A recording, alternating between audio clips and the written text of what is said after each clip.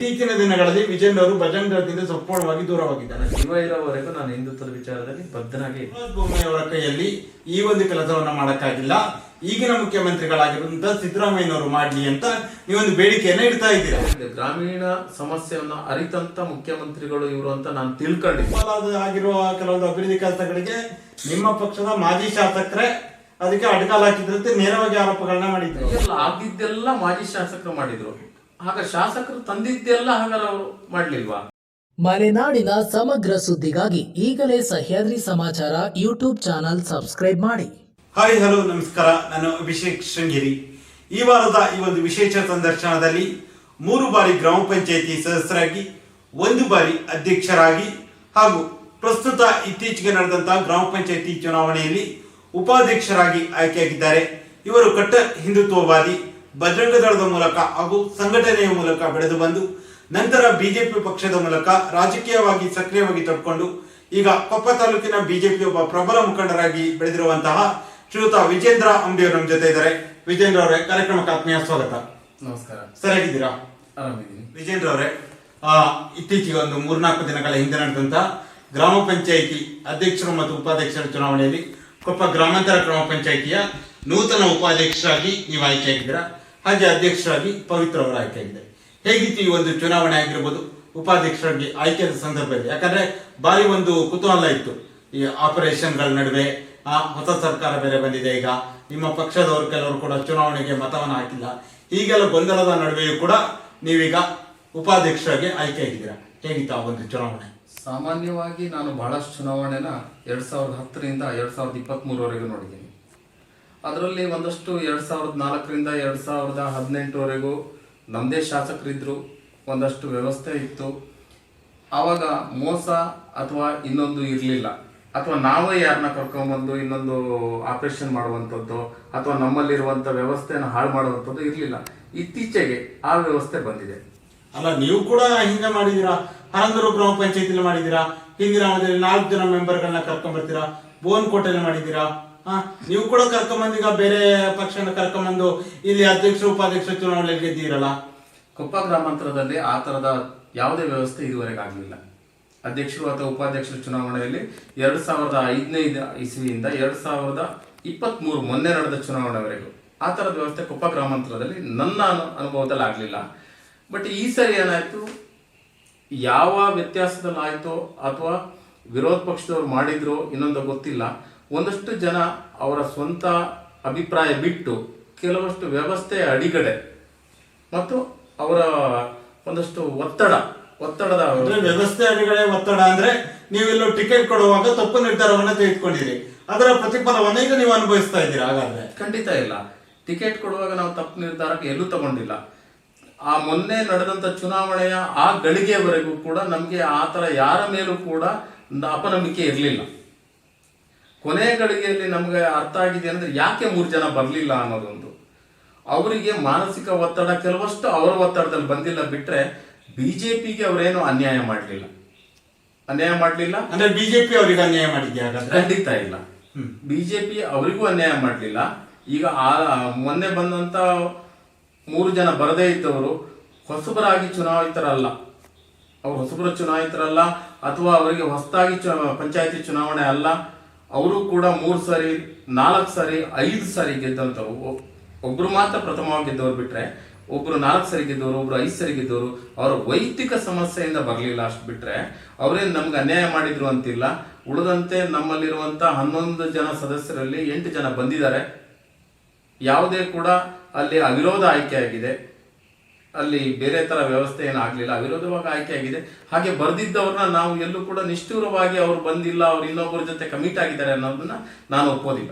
ವಿಜೇಂದ್ರ ಅವರೇ, ನೀವು ಕೂಡ ಕೊಪ್ಪ ಗ್ರಾಮಾಂತರ ಗ್ರಾಮ ಪಂಚಾಯತಿ ಒಬ್ಬ ಸೀನಿಯರ್ ಮೆಂಬರ್ ಕೂಡ ಹೌದು, 3 ಬಾರಿ ಸದಸ್ಯರಾಗಿ ಆಯ್ಕೆಯಾಗಿದ್ದೀರಾ. ನೀವೀಗ ಉಪಾಧ್ಯಕ್ಷರಾಗಿ ಕೂಡ ಈಗ ಮೊನ್ನೆ ನಡೆದ ಚುನಾವಣೆಯಲ್ಲಿ ಆಯ್ಕೆಯಾಗಿದ್ದೀರಾ. 2023ರಿಂದ ಇನ್ನು ನಿಮ್ಗೆ 2.5 ವರ್ಷಗಳ ಕಾಲ ಅವಕಾಶ ಸಿಗುತ್ತೆ. ಈ ಸಂದರ್ಭದಲ್ಲಿ ಕೊಪ್ಪ ಗ್ರಾಮಾಂತರ ಗ್ರಾಮ ಪಂಚಾಯತಿಲಿ ಯಾವೆಲ್ಲ ಕೆಲಸಗಳನ್ನ ನೀವು ಮಾಡ್ಬೇಕು ಅನ್ಕೊಂಡಿದ್ದೀರಾ? ಮೊದಲನೇದಾಗಿ ನನ್ನ ಆಯ್ಕೆಗೆ, ಉಪಾಧ್ಯಕ್ಷರ ಆಯ್ಕೆಗೆ ನನಗೆ ಎಲ್ಲ 15 ಜನ ಸದಸ್ಯರನ್ನು ಕೂಡ ಅಭಿನಂದಿಸ್ತೀನಿ, ಸಹಕಾರ ಕೊಟ್ಟಿದ್ದಾರೆ ಅಂತ ಎಣಿಸ್ಕೊಳ್ತೀನಿ ಮೊದಲನೇದಾಗಿ. ಹಾಗೆ ಮುಂದೆ ನಾನು 2.5 ವರ್ಷ ಗ್ರಾಮ ಪಂಚಾಯಿತಿಯ ಉಪಾಧ್ಯಕ್ಷರಾಗಿ ನನ್ನ ಕರ್ತವ್ಯ ನಿರ್ವಹಿಸಕ್ಕೆ ಆ 15 ಜನರ ಸಹಕಾರವನ್ನ ಕೋರ್ತೀನಿ. ಆ ಕೋರೋ ಜೊತೆಯಲ್ಲಿ ನನ್ನದೇ ಆದ ಒಂದಷ್ಟು ಕನಸುಗಳಿದೆ. ಕನಸುಗಳಂತ ಹೇಳಿದ್ರೆ ಇಷ್ಟು ವರ್ಷ ನಾನು ಮಾಡಿದ್ದೀನಿ, ಈಗೇನು ಹೊಸ ಕನಸು ಅಂತಲ್ಲ, ಇಷ್ಟು ವರ್ಷ ಇಲ್ದಿರೋ ಕನಸು ಈಗ ಕಟ್ಕೊಳ್ತೀನಿ ಅಂತಲ್ಲ. ಆ ಕನಸಿನಲ್ಲಿ ಬಾಕಿ ಉಳಿದ ಭಾಗವನ್ನು ಮಾಡಬೇಕು ಅಂತ ಯೋಚನೆ ಮಾಡ್ತಾ ಇದ್ದೀನಿ ನಾನು. ಬಾಕಿ ಉಳಿದಂತೆ ನಮ್ಮಲ್ಲಿ ಕಸದ ವಿಲೇವಾರಿ ಸಮಸ್ಯೆ ಇದೆ.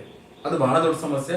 ಅದು ನಮ್ಮ ಬೇರೆ ನನಗೆ ಹೊರಗಡೆ ಬಹಳ ದೊಡ್ಡ ವ್ಯಾಪ್ತಿ ಗೊತ್ತಿದ್ದಿದ್ರು 22 ಪಂಚಾಯತಿಯಲ್ಲೂ ಕೂಡ ಆ ಸಮಸ್ಯೆ ಇದೆ.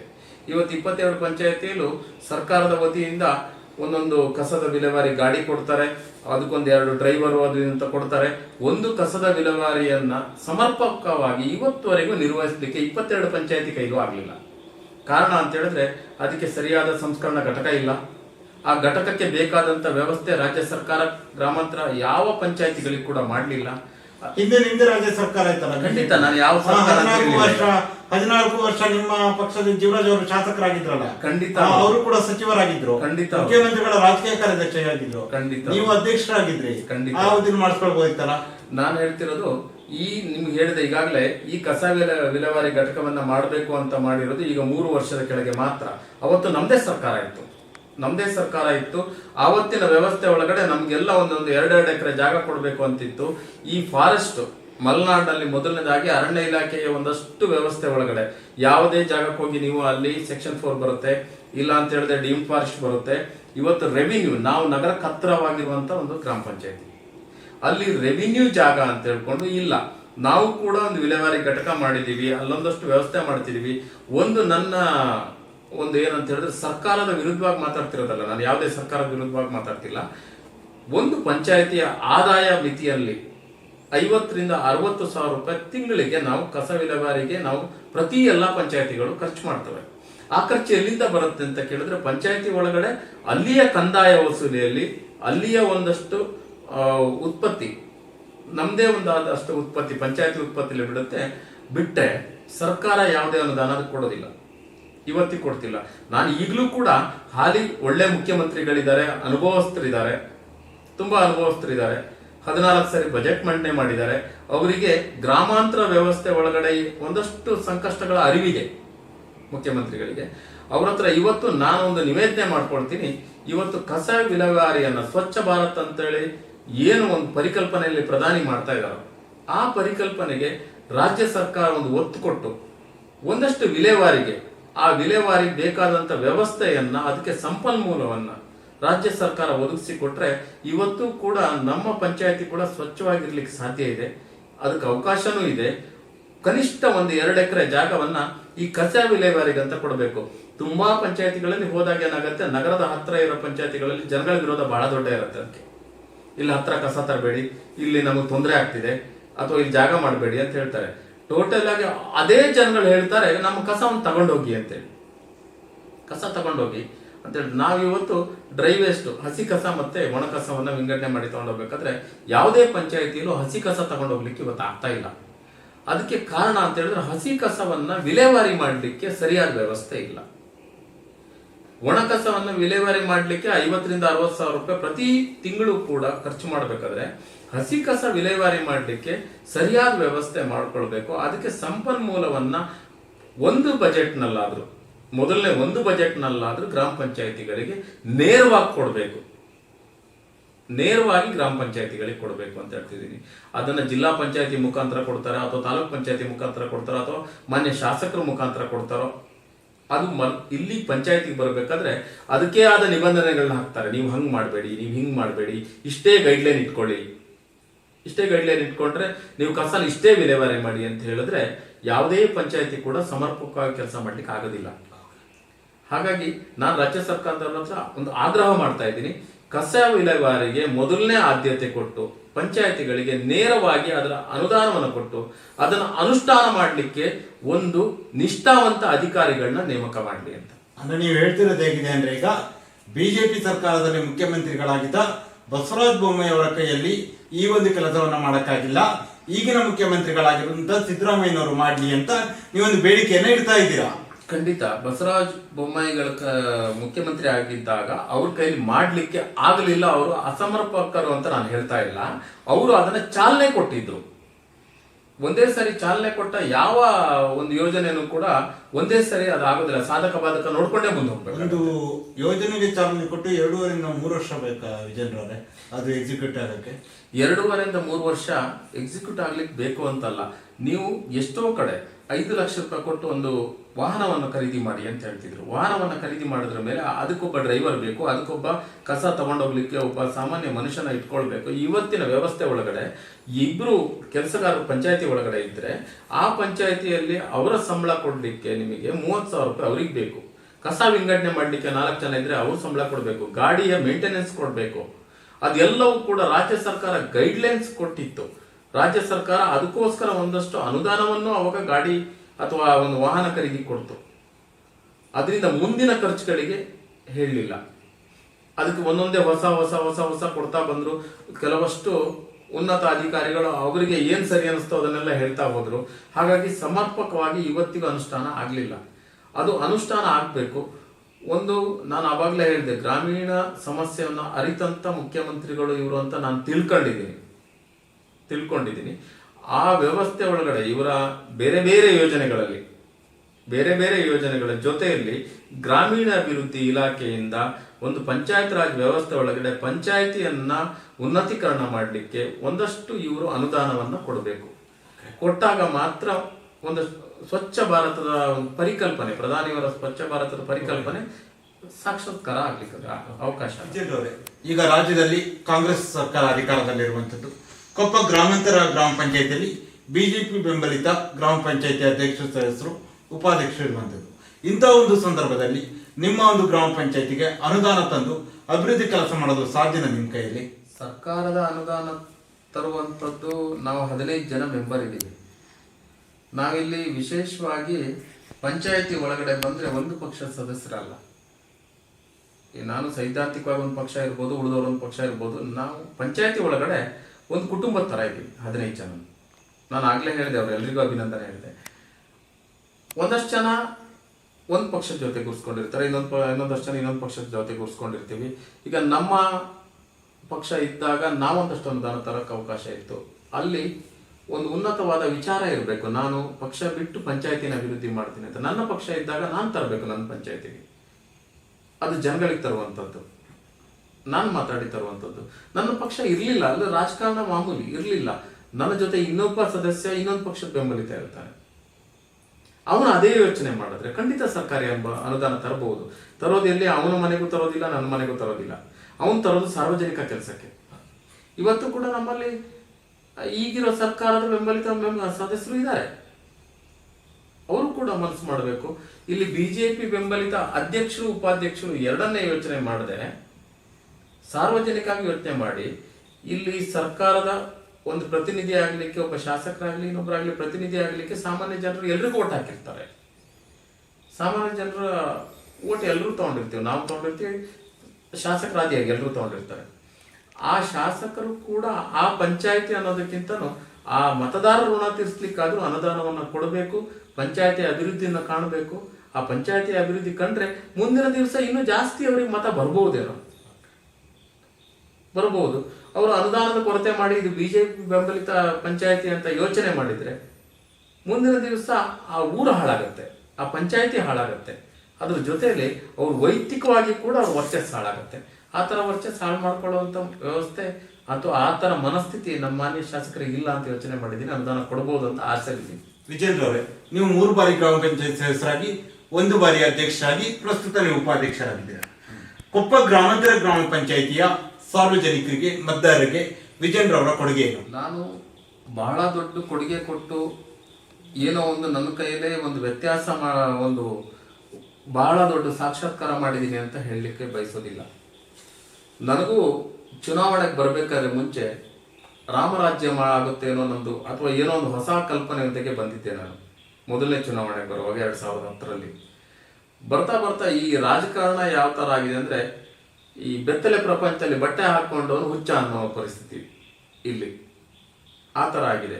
ನೀವು ಹೊಸ ಕಲ್ಪನೆ ಹೋಗ್ಬಿಟ್ರೆ ಅದಕ್ಕೆ ಬೇಕಾದ ವ್ಯವಸ್ಥೆ ಇಲ್ಲ, ಆಗೋದೇ ಇಲ್ಲ. ಈ ನೀವು ಹೇಳಿದಾಗೆ ಪರಿಕಲ್ಪನೆ ಏನು ಅಂತ ಹೇಳ್ತೀರಿ. ಒಂದಷ್ಟು ಗ್ರಾಮ ಪಂಚಾಯತಿ ಸದಸ್ಯರ ಅವರ ಒಂದು ಕಷ್ಟವನ್ನು ನಿಮ್ಗೆ ಹೇಳ್ತೀನಿ ನಾನು.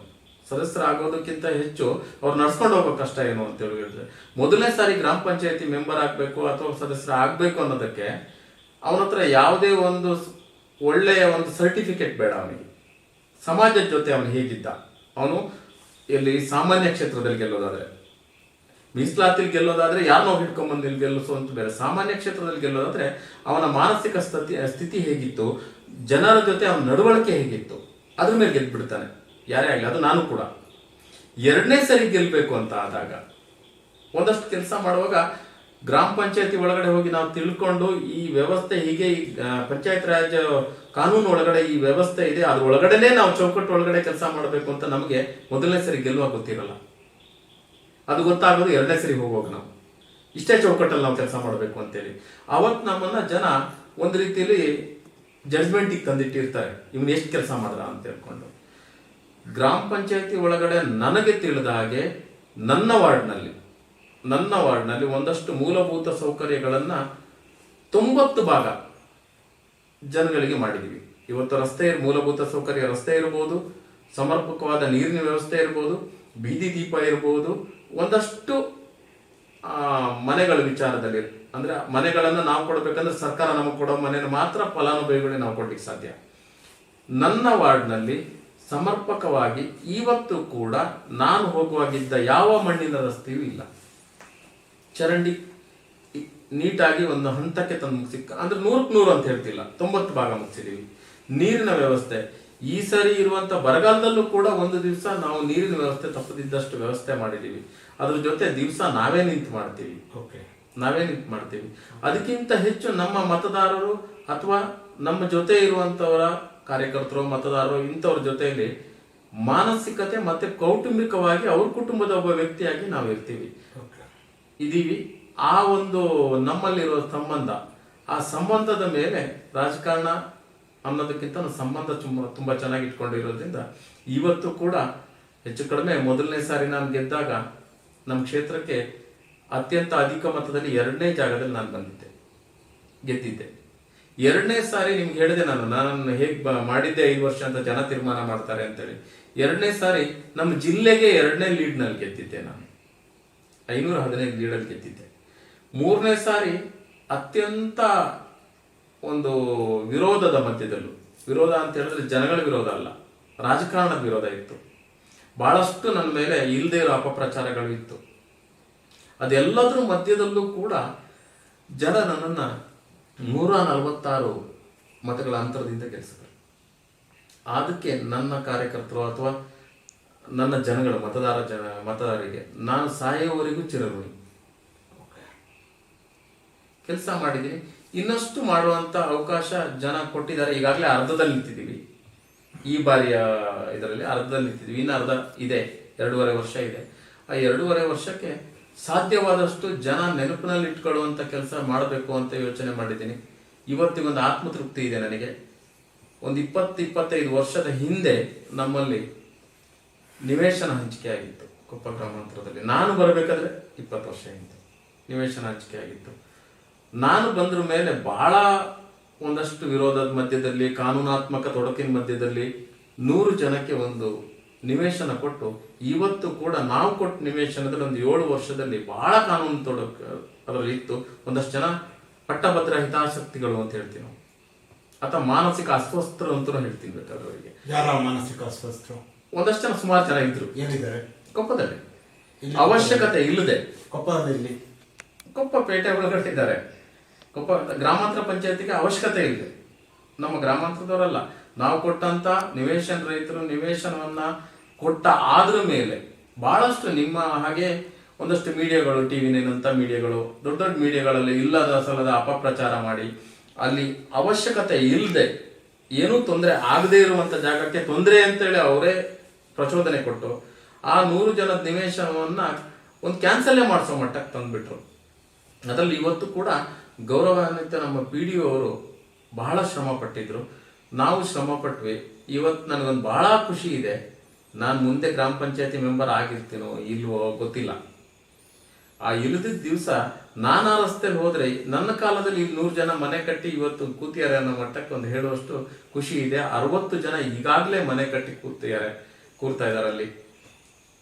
60 ಜನ ನಿವೇಶನ ರೈತರು ಬಾಡಿಗೆ ಮನೇಲಿದ್ರು. ಎಷ್ಟೋ ಮನೆ ಬಾಡಿಗೆ ಮನೇಲಿದ್ದವರು ಕಷ್ಟಪಟ್ಟು ಜೀವನ ಮಾಡ್ತಾ ಇದ್ರು. ಬಾಡಿಗೆ ಕಟ್ಟಲಿಕ್ಕೆ ಆಗದೇ ಇದ್ದವರು ಇವತ್ತು ಕಷ್ಟಪಟ್ಟು ಅಲ್ಲಿ ಮನೆ ಕಟ್ಕೊಂಡು ತುಂಬಾ ಚೆನ್ನಾಗಿ ಇದ್ದಾರೆ ಇವತ್ತು ಕೂಡ. ಅದ್ರ ಮೂಲಭೂತ ಸೌಕರ್ಯ ಕೂಡ ನಾನು ತಿಳಿದಾಗೆ 2017ನೇ ಇಸ್ವಿಲಿ ಮೊನ್ನೆ ಜೀವರಾಜ್ ಅವರು ಅಷ್ಟು ಜನಕ್ಕೆ ಸಾಗುವಳಿ ಚೀಟಿ ಕೊಟ್ಟು ಅವ್ರ ಮುಖಾಂತರ ಅಷ್ಟು ಜನಕ್ಕೂ ಹಕ್ಕುಪತ್ರ ಕೊಟ್ಟು ಅಲ್ಲಿ ಕೂರಿಸಿದ್ವಿ. ಆ ನಂತರ ಒಂದಷ್ಟು ಕೋರ್ಟಿಗೆ ಹೋದ್ರು, ಸುಪ್ರೀಂ ಕೋರ್ಟ್ವರೆಗೂ ಹೋದ್ರು. ಸುಪ್ರೀಂ ಕೋರ್ಟ್ವರೆಗೂ ಇಲ್ಲದೆ ಇರೋದು NGTಗೆ ಹೋದ್ರು. ಅಲ್ಲಿ ಹೈಕೋರ್ಟಲ್ಲಿ ನಮ್ಮ ಪರವಾಗಿ ಜಡ್ಜ್ಮೆಂಟ್ ಆಯಿತು. ಇಒ ಕೋರ್ಟು, ತಹಸೀಲ್ದಾರ್ ಕೋರ್ಟು, ಮುನ್ಸಿಪ್ ಕೋರ್ಟಿಂದ ಸ್ಟಾರ್ಟ್ ಆಗಿ ಸುಪ್ರೀಂ ಕೋರ್ಟ್ವರೆಗೆ ಹೋಗಿ ಇವತ್ತು ಫೈನಲ್ ಜಡ್ಜ್ಮೆಂಟ್ ಇದೆ. ಓಕೆ, ವಿಚಾರವೇ ಇಲ್ಲ ಅದರಲ್ಲಿ. ಆ ಥರದ ವಿಚಾರಕ್ಕೆ ಹೋಗಿ ಆದ್ರ ಮೇಲೂ ಜೀವರಾಜ್ ಅವರು ಆ ನಂತರ 2018ರಲ್ಲಿ ಸೋತ ನಂತರ 2018ರಿಂದ 23ವರೆಗೆ ಮಾನ್ಯ ಗೌರವಾನ್ವಿತ ರಾಜೇಗೌಡರು ಶಾಸಕರಾಗಿದ್ದರು. ನಾನು ಪಕ್ಷದ ವಿಚಾರ ಹೇಳ್ತಿಲ್ಲ, ಶಾಸಕರಾಗಿದ್ದರು. ತುಂಬಾ ಜನ ಅಲ್ಲಿದ್ದ ಒಂದು 100 ಮನೆ ಅಂತ ಹೇಳಿದ್ರೆ ಅವರ ತಲೆಯಲ್ಲೂ ಒಂದು ರಾಜಕಾರಣದಲ್ಲೇ ಯೋಚನೆ ಮಾಡೋದಾದ್ರೆ ಒಂದು ಕನಿಷ್ಠ 300 ಓಟು ಅಲ್ಲಿ. ಆ 300 ರಾಜಕಾರಣವಾಗಿ ಯೋಚನೆ ಮಾಡಿದ್ರೆ, ಮಾನವೀಯತೆಯಲ್ಲಿ ಯೋಚನೆ ಮಾಡಿದ್ರೆ ತುಂಬಾ ಜನ ಬಡವರಿಗೆ ಒಂದು ಉಪಕಾರ. 5 ಪೈಸೆ ಕೂಡ ಬೇರೆ ಯಾವುದೇ ಅವರ ಕೈಯಿಂದ ಶಾಸಕರ ಅನುದಾನ ಇರ್ಬೋದು ಅಥವಾ ಸರ್ಕಾರದಿಂದ ವಿಶೇಷ ಅನುದಾನ ಇರ್ಬೋದು, ಯಾವುದರಲ್ಲೂ ಕೂಡ 5 ಪೈಸಾ ಆ ಒಂದು ಆಶ್ರಯ ಬಡಾವಣೆಗೆ ಕೊಟ್ಟಿಲ್ಲ. ಪಂಚಾಯಿತಿಯೇ ಮಾಡಿತು.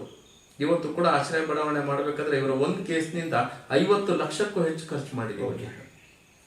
ಖರ್ಚಾಗಿದೆ. ಒಂದಷ್ಟು ಜನ ಸಹಕಾರ ಕೊಟ್ಟರು. ಆವಾಗ ಜಿಲ್ಲಾ ಪಂಚಾಯತಿಯಲ್ಲಿ ಮಾನ್ಯ ರಾಮಸ್ವಾಮಿ ಅವರಿದ್ರು. ಅವರೊಂದಷ್ಟು ಸಹಕಾರ ಕೊಟ್ಟು ಸುಮಾರು ಅವರ ಅನುದಾನದಲ್ಲಿ ಒಂದು 8-10 ಲಕ್ಷ ರೂಪಾಯಿ ನಮಗೆ ಅಲ್ಲಿಗೆ ನೀರಿಗಿರ್ಬೋದು, ರಸ್ತೆಗಿರ್ಬೋದು ಅಂಥದಕ್ಕೆಲ್ಲ ಕೊಟ್ಟರು. ತಾಲೂಕ್ ಪಂಚಾಯತಿಯಿಂದ ಶ್ರೀಯುತ ಕೃಷ್ಣ ಶೆಟ್ಟರ್ ಇದ್ರು, ಅವರೊಂದು ಸ್ವಲ್ಪ ಕೊಟ್ಟರು. ಉಳಿದಿದ್ದೆಲ್ಲ ಗ್ರಾಮ ಪಂಚಾಯತಿಯಿಂದ ಆಯಿತು. ಇವತ್ತು ನಾನು ಅವ್ರ ಹತ್ರ ಇವತ್ತು ಕಳೆದ ಸಾರಿ ಸರ್ಕಾರ ಇರಲಿಲ್ಲ, ಏನೂ ಕೆಲಸ ಮಾಡಕ್ ಆಗ್ತಿರ್ಲಿಲ್ಲ, ಈ ಥರದ್ದು ಒಂದಷ್ಟು ಹೇಳ್ತಾ ಇದ್ರು, ಅಥವಾ ಬೇರೆಯವ್ರು ಬಿಡ್ತಾ ಇಲ್ಲ ಇದನ್ನ ಹೇಳ್ತಾ ಇದ್ರು. ದೈವರೇ ಬಿಡ್ತಾ ಇರ್ಲಿಲ್ಲ ಅಂತ ಅದನ್ನೇ ಹೇಳ್ತಾ ಇದ್ರು. ಗೊತ್ತಿಲ್ಲ ಅದು. ನಾನು ಮೇಲ್ಮಟ್ಟದಲ್ಲಿ ವಿಧಾನಸೌಧ ಮಟ್ಟದಲ್ಲಿ ಯೋಚನೆ ಮಾಡೋಷ್ಟು ದೊಡ್ಡವನಲ್ಲ, ಗೊತ್ತಿಲ್ಲ. ಇವ್ರು ಹೇಳಿದ್ದನ್ನೇ ನಾವು ಕೇಳ್ತಾ ಇದ್ವಿ. ಬಟ್ ಈ ಸರಿ ವಿಧಾನಸೌಧ ಮಟ್ಟದಲ್ಲಿ ಯೋಚನೆ ಮಾಡೋ ದೊಡ್ಡವರು ಅನ್ನೋದು ನನಗೆ ಗೊತ್ತಿಲ್ಲ. ಆದ್ರೆ ಕೊಪ್ಪ ಮಟ್ಟದಲ್ಲಿ ಯೋಚನೆ ಮಾಡುವಷ್ಟು ಇದೆ. ಆ ಸಂದರ್ಭದಲ್ಲಿ ಕೊಪ್ಪಲ ಆಗಿರುವ ಕೆಲವೊಂದು ಅಭಿವೃದ್ಧಿ ಕೆಲಸಗಳಿಗೆ ನಿಮ್ಮ ಪಕ್ಷದ ಮಾಜಿ ಶಾಸಕರೇ ಅದಕ್ಕೆ ಅಡ್ಕಾಲ್ ಹಾಕಿದ್ರಂತೆ ನೇರವಾಗಿ ಆರೋಪಗಳನ್ನ ಮಾಡಿದ್ರು ಅವರು. ಹೌದು, ನೇರವಾಗಿ ಮಾಜಿ ಶಾಸಕರು ಮಾಡಿದ್ರು ಅಂತ ಹೇಳಿದ್ರು. ನಾನ್ ತಿಳಿದಾಗ ಹಾಗಾದ್ರೆ ಕೈಯಲ್ಲಿ ಆಗಿದ್ದೆಲ್ಲ ಮಾಜಿ ಶಾಸಕರು ಮಾಡಿದ್ರು, ಆಗ ಶಾಸಕರು ತಂದಿದ್ದೆಲ್ಲ ಹಾಗಾದ್ರೆ ಅವರು ಮಾಡ್ಲಿಲ್ವಾ? ಅದಕ್ಕೆ ತಡೆ ಮಾಡ್ಲಿಲ್ವಾ? ಹಾಗೆ ಏನೂ ಕೆಲಸ ಮಾಡದೆ ಎಲ್ಲದಕ್ಕೂ ಮಾಜಿ ಶಾಸಕರು ಅವರಿಗೆ ತೊಂದರೆ ಕೊಡ್ತಾ ಇದ್ದಿದ್ರೆ ಈ ಸರಿ ಯಾವ ಆಧಾರದ ಮೇಲೆ ಅವರು ಚುನಾವಣೆಗೆ ಹೋದ್ರು? ಈಗ ಏನೂ ಕೆಲಸ ಚುನಾವಣೆ ಹೋಗಿದ್ದಕ್ಕೆ ಅವರು ಜನ ಅವರಿಗೆ ವೋಟ್ ಹಾಕಿದ್ದಾರೆ, ಗೆಲ್ಸಿದ್ದಾರೆ ಅವ್ರನ್ನ. ಖಂಡಿತ ನೀವು ಅಡ್ಗಾಲ್ ಹಾಕಿದಕ್ಕೆ ನಿಮಗೆ ಸೋಲ್ಸಿದ್ದಾರೆ ಈ ಸರಿ. ಈ ಸರಿಯ ಸೋಲು ಅಂತ ನಾನು ಹೇಳ್ತಿಲ್ಲ. ಅಲ್ಲ, 1 ಓಟಿಂದ ನಾನು ಹೇಳ್ತಿರೋದು ಸೋಲು ಅಂತ ಹೇಳಿದ್ರೆ, ನಿಮಗೆ ಕಳೆದ 18ರ ಚುನಾವಣೆಯಲ್ಲಿ ರಾಜೇಗೌಡರು ಗೆದ್ದಿದ್ರು, ಜೀವರಾಜ್ ಅವರು ಸೋತಿದ್ರು. ಆ ಸೋಲಿನ ಅಂತರ 1900ಕ್ಕಿತ್ತು. 10% ಬಂತು. ಈಗ 200 ಓಟಿಗೆ ಬಂತು. 2000ದಿಂದ 200ಕ್ಕೆ ಬಂತು ಈ ಸೋಲು. ಈ ಸಾರಿಯೂ ಕೂಡ ಇದೇ ತರ ಮಾಡಿದ್ರೆ ಅಥವಾ ವರ್ಗೀಕರಣ ಮಾಡ್ತಾ ಹೋದ್ರೆ, ನಾನು ಮಾನ್ಯ ಶಾಸಕರಲ್ಲಿ ಕೈ ಮುಗಿದು ಕೇಳ್ಕೊಳ್ತೀನಿ, ಪ್ರತಿಯೊಬ್ಬರು ನೀವು ಮಾತಾಡ್ತಾ ಹೇಳಿದ್ರಿ ಹಿಂದಿನ ಬಾರಿ 1900 ಓಟು, ಈಗ ಈ 200 ಓಟ್ ಅಂತರದಲ್ಲಿ ಗೆದ್ದಿರಂತ. 2004ರಲ್ಲಿ ಜೀವರಾಜ್ ಅವರು ಕೂಡ 18,000 ಮತಗಳಲ್ಲಿ ಗೆದ್ದಿದ್ರು. ಹೌದು. 2008ಕ್ಕೆ ಬರ್ತಾ 4,000ಕ್ಕೆ ಬಂತು. ಖಂಡಿತ. 2013ಕ್ಕೆ ಬರ್ತಾ ಇನ್ನೂ ಕಡಿಮೆ ಆಯ್ತು. ಹೌದಲ್ವಾ? 2000 ಅಂದ್ರೆ ಜೀವರಾಜ್ ಅವರು ಕೂಡ ಕೆಲಸ ಮಾಡಿಲ್ಲ ಅಂತ ನೀವು ಒಪ್ಕೊಂಡ್ರಿ. ಹಾಗಾದ್ರೆ 2004ರಲ್ಲಿ ಜೀವರಾಜ್ ಅವರ ಗೆಲುವು ಒಂದು ವಿಶ್ಲೇಷಣೆಗೆ ಹೇಳ್ತೀನಿ ಅಷ್ಟೇ. ನಾನು ಸಂಘ ಪರಿವಾರದ ದೊಡ್ಡ ಒಂದಿತ್ತು. ಆ ಸಂಘ ಪರಿವಾರದ ಜೊತೆಯಲ್ಲಿ ಕೆಲಸ ಮಾಡಿದಂತ ಒಂದಷ್ಟು ಪದ ಹೇಗೆ ಉಪಯೋಗಿಸ್ಬೋದು, ಆದ್ರೂ ಹೇಳ್ತೀನಿ, ಒಂದಷ್ಟು ಜನ ಜೊತೆಯಲ್ಲಿದ್ದು ಜೀವರಾಜ್ ಅವರ ಕುತಿಯ ಕುಯ್ದಿದ್ರಿಂದ ಗೆಲುವಿನ ಅಂತರ ಕಡಿಮೆ ಆಯ್ತು. ಗೆಲುವು ಏನು ನಿಂತಿಲ್ಲ, ಅಂತರ ಕಡಿಮೆ ಆಯ್ತು. ಅವತ್ತು ಜೊತೆಯಲ್ಲಿದ್ದು 2013ಕ್ಕೆ ನೀವು ಹೇಳಿದ್ರೆ ಇನ್ನೂ ಅಂತರ ಕಡಿಮೆ ಆಯ್ತು ಅಂತ. 2013ಕ್ಕೆ ಆ ಜೊತೆಲಿದ್ದರು ಅದೇನೋ ಒಂದಷ್ಟು ಕಸಗಳನ್ನೆಲ್ಲ ಹೊರಗೆ ಹಾಕಿ ಆಗಿತ್ತು. ಆ ಕಸಗಳನ್ನ ಹೊರಗಾಕಿದ ಪರಿಣಾಮ 2018-23 ಚುನಾವಣೆಯಲ್ಲಿ ನೀವು ಸೋಲು ಕಂಡಿರೋದ? ಖಂಡಿತ ಇಲ್ಲ.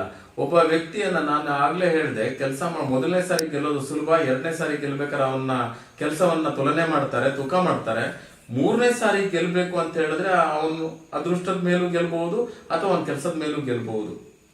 ಮೂರನೇ ಸಾರಿ ಗೆಲ್ಬೇಕಾದ್ರೆ ಈ 18ರಲ್ಲಿ ಜೀವರಾಜ್ ಅವರ ಸೋಲು ಅದು ನಮಗೆ ಅರ್ಥ ಆಗ್ದಿರೋ ಸೋಲು. ಯಾಕೆ ಸೋತ್ರು ಅಂತಾನೆ ಅರ್ಥ ಆಗ್ಲಿಲ್ಲ, ಅಥವಾ ನಿತ್ಯ ನಿರಂತರ ನೋಡ್ತಾ ಇದ್ದವರಿಗೆ ಅವ್ರು ಬೇಜಾರಾಗಿದ್ರು ಏನೋ ಗೊತ್ತಿಲ್ಲ ನನಗೆ. ಆಗಿರ್ಬೋದು. ಒಂದ್ಸರಿ ಬದಲಾವಣೆ ಮಾಡೋಣ, ಅಥವಾ ಹಿಂದುತ್ವದ ಆಧಾರದ ಮೇಲೆ ಕೆಲಸ ಮಾಡ್ತೀನಿ ಅಂತ ನಮ್ಮ 100 ಕಾರ್ಯಕರ್ತರು ಒಂದಷ್ಟು ವ್ಯತ್ಯಾಸಗಳನ್ನ ನೋಡಿದ್ರು, ಅದನ್ನ ನಾನು ಒಪ್ಕೊಳ್ತೀನಿ, ನೋಡಿದ್ರು. ಅದರಲ್ಲೂ ಬದಲಾವಣೆ ಮಾಡೋಣ ಅಂತಿರ್ಬೋದು. ಆದ್ರೆ 2023 ಚುನಾವಣೆಯಲ್ಲಿ ಬದಲಾವಣೆ ಮಾಡೋಣ ಅಂತೇಳಿ ಜನ ಏನು ಶೃಂಗೇರಿ ಕ್ಷೇತ್ರದ ಜನ ಯೋಚನೆ ಮಾಡಿದ್ರು, ಅದು ಸೋಲು ಜೀವರಾಜ್ದಲ್ಲ, ಅದು ಕ್ಷೇತ್ರದ ಸೋಲು ಅಂತ ಯೋಚನೆ ಮಾಡ್ತೀನಿ ನಾನು. ನೀವು ಹೇಗೆ ಕ್ಷೇತ್ರದ ಸೋಲು ಅಂತ ಹೇಳ್ತೀರ ವಿಜಯ್ ಅವರೇ? ಜೀವರಾಜ್ ಅವರಿಗೆ ಅವ್ರ ಬೂತಲ್ಲೇ ಹಿನ್ನಡೆ ಆಗಿದೆ. ಅವ್ರ ಬೂತಲ್ಲೇ ಅವರು 3 ಓಟ ಹಿನ್ನಡೆ ಅನುಭವಿಸ್ತಾರೆ. ಅವ್ರ ಬೂತಲ್ಲೇ ಅವ್ರಿಗೆ ಲೀಡ್ ಬಂದಿಲ್ಲ ಅಂದ್ಮೇಲೆ ಇದು ನೀವು ಕ್ಷೇತ್ರದ ಸೋಲು ಅಂತ ಹೇಗೆ ಹೇಳ್ತೀರಾ ನೀವು? ಹಾಗಾದ್ರೆ 2018ರಲ್ಲಿ ಕಾಂಡಿಯ ಹೋಬಳಿಯಲ್ಲಿ ಜೀವರಾಜ್ ಲೀಡ್ ಬಂದಿದ್ರಲ್ಲ, ಹೇಗೆ? ಕಾಂಡೆ ಹೋಬಳಿಯಲ್ಲಿ 2018ರಲ್ಲಿ ಜೀವರಾಜ್ ಅವ್ರ ಲೀಡ್ ಬಂದಿಲ್ಲ, ರಾಜೇಗೌಡರು ಲೀಡ್ ಬಂದಿದ್ದಾರೆ ಕಾಂಡೆ ಹೋಬಳಿಯಲ್ಲಿ. ಕಾಂಡೆ ಹೋಬಳಿಯಲ್ಲಿ 1,500 ಓಟ್ ಹತ್ರ ರಾಜೇಗೌಡರು ಲೀಡ್ ಕಾಂಡೆ ಹೋಬಳಿಯಲ್ಲಿ. ನೀವು ಬಾಳೆಹೊನ್ನೂರಲ್ಲಿ ಮಾತ್ರ ನೋಡಿ, ನಿಮ್ಮ ಮಾಹಿತಿ ಇಲ್ಲ ಅನ್ಕೊಳ್ತೀನಿ. 1,500ಕ್ಕೂ ಹೆಚ್ಚು ಓಟ್ಗಳು ಕಾಂಡೆ ಹೋಬಳಿಯಲ್ಲಿ ರಾಜೇಗೌಡರು ಲೀಡ್ ಇದ್ರು ಹಿಂದಿನ ಬಾರಿ. ನಮ್ಗೆ ನಾನು ತಿಳ್ಕೊಂಡಾಗೆ ಕೊಪ್ಪ ತಾಲೂಕು ಇವತ್ತಿನವರೆಗೂ ಬಿಜೆಪಿಯ ಕೈ ಹಿಡಿದಿದೆ. NR ಪುರದಲ್ಲಿ ಜೀವರಾಜು ಈ ಸರಿ 6,500 ಓಟು ಕಡಿಮೆ ಇದೆ. ಅದು ಯಾಕೆ ಅಂತ ನನಗೂ ಗೊತ್ತಿಲ್ಲ. ಅಲ್ಲಿ ಕೊರತೆನೇ ಹಿಂದುತ್ವ ಅಂತ ಯೋಚನೆ ಮಾಡ್ತೀನಿ. ನಾನೊಬ್ಬ ಹಿಂದುತ್ವದ ಕಾರ್ಯಕರ್ತನಾಗಿ ಬಿಜೆಪಿಗಿಂತ ಮೂಲವಾಗಿ ಹೇಳ್ತೀನಿ, ಹಿಂದುತ್ವದ ಕೊರತೆ ಅದು ಅಂತ. ತಪ್ಪುಗಳು ಎಲ್ಲೆಲ್ಲೋ ಆಗಿರ್ಬೋದು, ಸುಧಾರಿಸ್ಕೊಳ್ಳಿಕ್ಕೆ ಇನ್ನೂ ದಿನ ಇದೆ. ಅದು ಜೀವರಾಜಿಗೆ ಅಂತ ಹೇಳ್ತಿಲ್ಲ, ಬಿಜೆಪಿಗೆ ದಿನ ಇದೆ. ಬಿಜೆಪಿ ಹಿಂದುತ್ವದ ಆಧಾರದ ಮೇಲೆ ಇವತ್ತು ಕೆಲಸ ಮಾಡಬೇಕು ಅಂತ ನನ್ನ ಒಂದು ಅನಿಸಿಕೆ. ಹಿಂದುತ್ವದ ಆಧಾರದ ಮೇಲೆ ಕೆಲಸ ಮಾಡಬೇಕು ಅಂತ ಕೂಡಲೇ ಉಳಿದ ಧರ್ಮದವ್ರನ್ನೆಲ್ಲ ಹೊರಗಾಕ್ಬೇಕು ಅನ್ನೋ ಅಭಿಪ್ರಾಯ ಅಲ್ಲ ನಂದು. ನಾವು ಇವತ್ತು ಜನ ನೋಡಿದ್ದು, ನಾವು ನೋಡಿರುವಂಥ ಅಡ್ವಾಣಿ, ನಾವು ನೋಡಿರುವಂಥ ವಾಜಪೇಯಿ, ನಾವು ನೋಡಿರುವಂಥ ಒಂದು ವ್ಯವಸ್ಥೆ ಸಂಘ RSS ಬಹಳ ಕಷ್ಟಪಟ್ಟು ಬಿಜೆಪಿಯನ್ನು ಕಟ್ಟಿತ್ತು. ಬಹಳ ಕಷ್ಟಪಟ್ಟು ಬಿಜೆಪಿಯನ್ನು ಕಟ್ಟದಲ್ಲಿ ಒಂದಷ್ಟು ವ್ಯವಸ್ಥೆ ಒಳಗಡೆ ಇತರರು ಬಂದು ಸೇರ್ಕೊಳ್ತಾ ನಮ್ಗೆ ಎಲ್ಲರೂ ಬೇಕು ಅನ್ನೋ ಮಾನಸಿಕತೆ ಯಾವತ್ತು ಬರ್ಲಿಕ್ಕೆ ಶುರುವಾಯ್ತು, ಆವತ್ತು ನಾವು ದಾರಿ ತಪ್ತಾ ಹೋದ್ವಿ. ಎಲ್ಲರೂ ಬೇಕು, ಅವನು ನಮ್ಮವನು, ಇವನು ನಮ್ಮವನು. ತುಂಬಾ ಜನ ಅಧಿಕಾರ ಇರೋವರೆಗೆ ಮಾತ್ರ ಇದ್ದಿದ್ದು. ಬಹಳ ಜನ ಕೊಪ್ಪದಲ್ಲೇ ನೋಡಿದ್ದೀರಿ ನೀವು ಅಂತ ಯೋಚನೆ ಮಾಡ್ತೀನಿ ನಾನು. ಅಧಿಕಾರಕ್ಕೆ ಬಂದು ಅಧಿಕಾರ ಮುಗಿದ್ಕೊಂಡು ಹೊರಗೋದವರು ಬಹಳ ಜನ. ಆವತ್ತು ಎಲ್ಲಾದ್ರೂ ಕಾರ್ಯಕರ್ತರಿಗೆ ಅಧಿಕಾರ ಕೊಡ್ತಾ ಹೋಗಿದ್ರೆ ಗೆಲ್ತಾರೋ ಬಿಡ್ತಾರೋ ಇನ್ನೂ 10 ವರ್ಷ ಮುಂದೆ ಹೋಗ್ಲಿ, ಬೇಕಾದ್ರೆ ತೊಂದರೆ ಇಲ್ಲ. ಒಂದು ವ್ಯವಸ್ಥೆ ಸಡನ್ಲಿ ಸರಿಯಾಗಲ್ಲ. ಸಂಘ ಬಂದಿದ್ದು 1926ನೇ ವಿಜಯದಶಮಿ ಓಪನ್ ಆಗಿ ಸಂಘ ಇವತ್ತು 100ನೇ ವರ್ಷದ ಇತಿಹಾಸ ಬರ್ತಾ ಇದೆ. ಅವತ್ತಿಂದ ಕಷ್ಟಪಟ್ಟು ಬಂದು ಇವತ್ತು 1 MP ಇಂದ ಇವತ್ತು 303 ಏನೋ ಅಲ್ವಾ, 303 MP ವರೆಗೆ ಇವತ್ತು ಬಿಜೆಪಿ ಗೆಲ್ಲಿ ಕಾರಣ ಅಂತ ಹೇಳಿದ್ರೆ ಸಂಘದ ಶ್ರಮ, 100 ಕಾರ್ಯಕರ್ತರ ಶ್ರಮ ಇತ್ತು ಅಲ್ಲಿ. ಆ ಶ್ರಮವನ್ನ ಯೋಚನೆ ಮಾಡದೇನೆ ರಾಜಕಾರಣವಾಗಿ ಯಾವತ್ತು ಹೋಗ್ತೀವೋ ಆವತ್ತು ತಪ್ಪಾಗ್ತಾ ಹೋಗುತ್ತೆ. ಇವತ್ತು ರಾಜಕಾರಣ ಅಂತ ಹೇಳಿದ್ರೆ ಮಾಮೂಲಿ ಜನ ಯೋಚನೆ ಮಾಡೋದು ಎಲ್ಲ ಪಕ್ಷಗಳಿಗೆ ವ್ಯತ್ಯಾಸ ಏನು ಅಂತ ನೋಡ್ತಾ ಹೋಗ್ತಾರೆ. ಆ ವ್ಯತ್ಯಾಸ ನೋಡ್ತಾ ಹೋದಾಗ ಇಲ್ಲಿ ಬಹಳ ಕಾಣ್ತಿಲ್ಲ ಯಾರಿಗೂ. ಒಂದು ವಿಶಿಷ್ಟವಾದ ಪಕ್ಷ, ವಿಶಿಷ್ಟವಾದ ಸಿದ್ಧಾಂತ, ಇದ್ರ ಮೇಲೆ ಕೆಲಸ ಮಾಡ್ತಿದ್ದವರು ಬಹಳ ಜನ ಇವತ್ತು ನಮ್ಮ ಜೊತೆ ಇಲ್ಲ. ಹಾಗಂತೇಳಿ ಅವ್ರು ಮಾನಸಿಕವಾಗಿ ನೊಂದಿದಾರೋ ಅಥವಾ ನಿರೀಕ್ಷೆ ಬಹಳ ದೊಡ್ಡದಿತ್ತೋ, ನಿರೀಕ್ಷೆ ನಮ್ಮವ್ರು ಗೆದ್ಬಿಟ್ರೆ ಬಹಳ ದೊಡ್ಡ ನಿರೀಕ್ಷೆ ಆ ಲೆವೆಲ್ ಆಗಿತ್ತೋ ಗೊತ್ತಿಲ್ಲ ನನಗೆ. ಬಟ್ ಅವ್ರ ನಿರೀಕ್ಷೆಗೆ ತಕ್ಕನಾಗಿ ಕೆಲಸ ಮಾಡದೇ ಇದ್ದಿದ್ದು ಇರಬಹುದು, ಅಥವಾ ಅವ್ರನ್ನ ಸೈದ್ಧಾಂತಿಕವಾಗಿ ಅವ್ರ ಜೊತೆ ನಿಲ್ದೇ ಇದ್ದಿದ್ದು ಇರ್ಬೋದು. ಸೈದ್ಧಾಂತಿಕವಾಗಿ ನಿಲ್ದೇ ಇದ್ದಿದ್ದು ಇರ್ಬೋದು. ಆ ಸೈದ್ಧಾಂತಿಕತೆಯನ್ನ ಎಲ್ಲಿ ಬಿಡ್ತಾ ಹೋಗ್ತಾನೋ ಅಲ್ಲಿ ನಾವು ಕುಸಿತ. ವಿಜಯ್ ಅವರೇ, ನೀವು ಬೇಸಿಕಲಿ ನೀವು ಸಂಘಟನೆಯಿಂದ ಬಂದಂತವರು ಬಜರಂಗ ದಳದಲ್ಲಿ ಹೆಚ್ಚಾಗಿ ತೊಡ್ಕೊಂಡಿದ್ರಿ. ಆದರೆ ಇತ್ತೀಚಿನ ದಿನಗಳಲ್ಲಿ ವಿಜಯ್ ಅವರು ಬಜರಂಗ ದಳದಿಂದ ಸಂಪೂರ್ಣವಾಗಿ ದೂರವಾಗಿದ್ದಾರೆ. ಕೇವಲ ರಾಜಕಾರಣದಲ್ಲಿ ಮಾತ್ರ ನೀವು ತೊಡ್ಕೊಂಡಿದ್ದೀರಾ. ಸತ್ಯ. ಬಜರಂಗ ದಳ ಅಂದ್ರೆ ನಿಮ್ಮನ್ನ ಬೆಳೆಸಿರುವಂತಹ ಸಂಘಟನೆ ಬಜರಂಗ ದಳ ನಿಮ್ಗೆ ಬೇಡವಾಗಿದೆ. ಹಾಗಾದ್ರೆ ಇಲ್ಲ, ಆ ತರ ಇಲ್ಲ. ನಾನು ವೈಯಕ್ತಿಕ ಸಿದ್ಧಾಂತದಲ್ಲಿ ಎಲ್ಲೂ ದೂರ ಆಗ್ಲಿಲ್ಲ, ಸಿದ್ಧಾಂತದಲ್ಲಿ ದೂರ ಆಗ್ಲಿಲ್ಲ. ಅಥವಾ ನಾನು ಇವತ್ತು ಕೂಡ ನಾನೊಬ್ಬ ಹಿಂದುವೆ, ಅದರಲ್ಲಿ ಯಾವ ಮುಲಾಜು ಇಲ್ಲ, ಯಾವ ದಾಕ್ಷಿಣ್ಯನೂ ಇಲ್ಲ.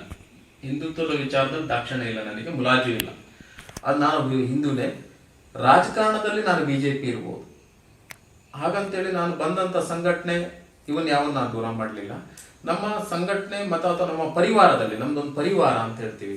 BJP ಸೇರ್ಕೊಂಡಂತೆ RSS ಇರ್ಬೋದು, ವಿಶ್ವ ಹಿಂದೂ ಪರಿಷತ್ ಇರ್ಬೋದು, ಬಜರಂಗದಳ ಇರ್ಬೋದು, ABP ಇರ್ಬೋದು, ಈ ಥರ ಸುಮಾರು 100 ಸಂಘಟನೆಗಳ ಮಧ್ಯೆ ಒಂದು ಪರಿವಾರ. ಆ ಪರಿವಾರದಲ್ಲಿ ಒಂದಷ್ಟು ಕಾನೂನುಗಳಿದ್ದಾವೆ. ಒಬ್ಬ ವ್ಯಕ್ತಿ 2 ಸಂಘಟನೆಯಲ್ಲಿ ತೊಡಗಿಸ್ಕೊಳ್ಳಿಕ್ಕೆ ಅವಕಾಶ ಇಲ್ಲ.